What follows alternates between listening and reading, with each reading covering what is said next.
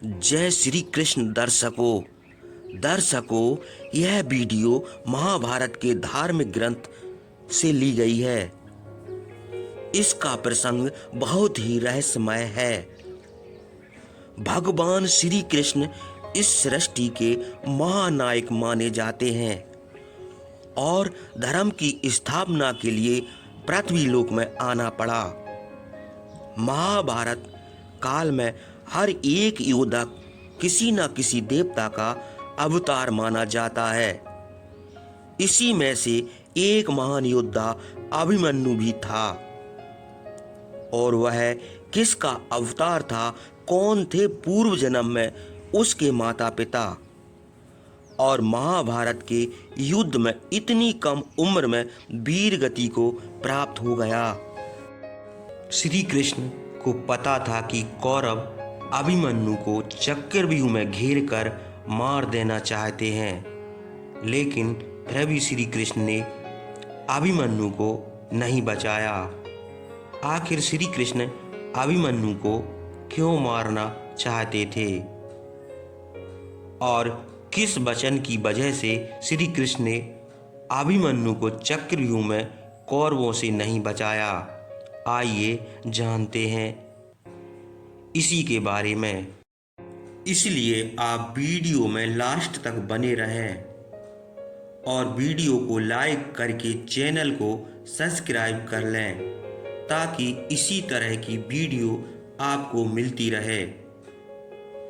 चक्रव्यूह एक बहुस्तरीय रक्षात्मक सैन्य संरचना है, जो ऊपर से देखने पर गोल चक्र के समान प्रतीत होती है।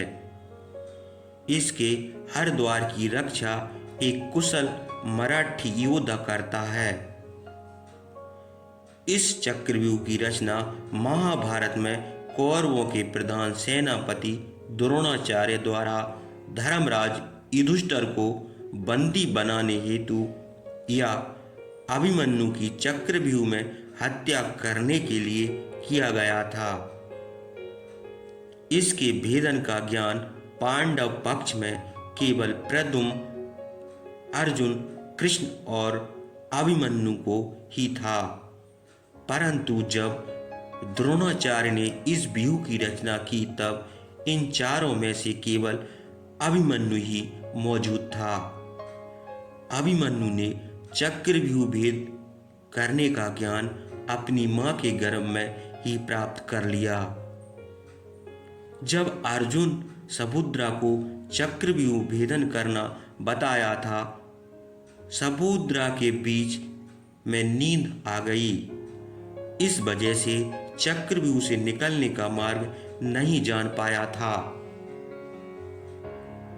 अतः जब युद्ध में अभिमन्यु ने इसमें प्रवेश किया तो उसने 6 द्वार तो तोड़ दिए, लेकिन 7वें द्वार पर कौरव पक्ष के सभी महारथियों ने मिलकर उसका वध कर दिया। महाभारत के वीर योद्धाओं में एक नाम अभिमन्यु का भी आता है।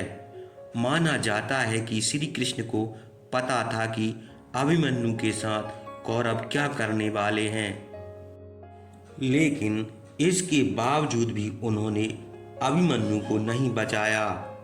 श्री कृष्ण ने अभिमन्यु को क्यों नहीं बचाया? महाभारत के वीर योद्धाओं में एक नाम अर्जुन पुत्र अभिमन्यु का भी गिना जाता है। अभिमन्यु को लेकर एक कथा धार्मिक ग्रंथों में वर्णित है। वह बहुत कम उम्र में ही युद्ध कौशल में निपुण हो गया था, और जब महाभारत का युद्ध आरंभ हुआ तब अभिमन्यु 16 साल का था, और कौरव के कई महारथियों को अभिमन्यु ने हार का मुख दिखाया था। ऐसा माना जाता है जब युद्ध में दुर्योधन चक्रव्यूह में फंसाकर अभिमन्यु की हत्या कर देना चाहता था, तब श्री कृष्ण को इस विषय में पहले से ही ज्ञान था। अगले दिन युद्ध के मैदान में अभिमन्यु के साथ क्या होने वाला है, लेकिन इसके बाद भी श्री कृष्ण ने ना तो पांडवों को इस बारे में सचेत किया और ना ही अभिमन्यु की रक्षा की। असल में महाभारत के अनुसार चंद्रमा का एक पुत्र था जिसका नाम वर्षा था। धर्म की रक्षा के लिए जब यह तप कर रहा था, हर एक देवताओं के पुत्र धरती लोक में जन्म लेंगे। तब चंद्रमा नहीं चाहते थे कि पृथ्वी लोक में उनका पुत्र जन्म ले और वह अपने पुत्र से बहुत प्रेम करते थे।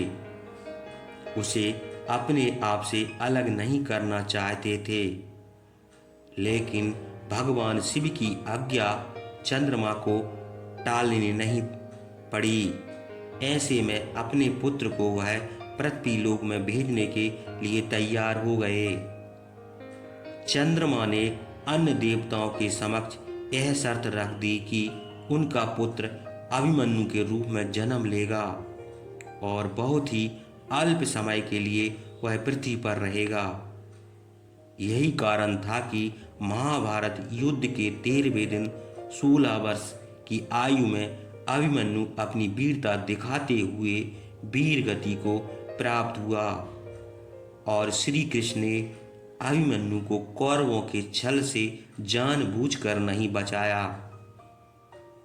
तो इस वजह से श्री कृष्ण ने महाभारत युद्ध में, तो दर्शकों आप जान गए होंगे कि श्री कृष्ण ने आखिर महाभारत युद्ध के दौरान वीर अभिमन्यु की रक्षा क्यों नहीं की और चक्रव्यूह के युद्ध में अर्जुन के बगैर अन्य किसी पांडवों के बस में नहीं था।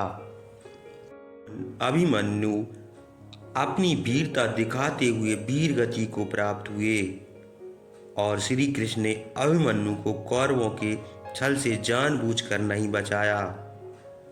तो इस वजह से श्री कृष्ण ने महाभारत युद्ध में अभिमन्यु के प्राणों की रक्षा नहीं की थी।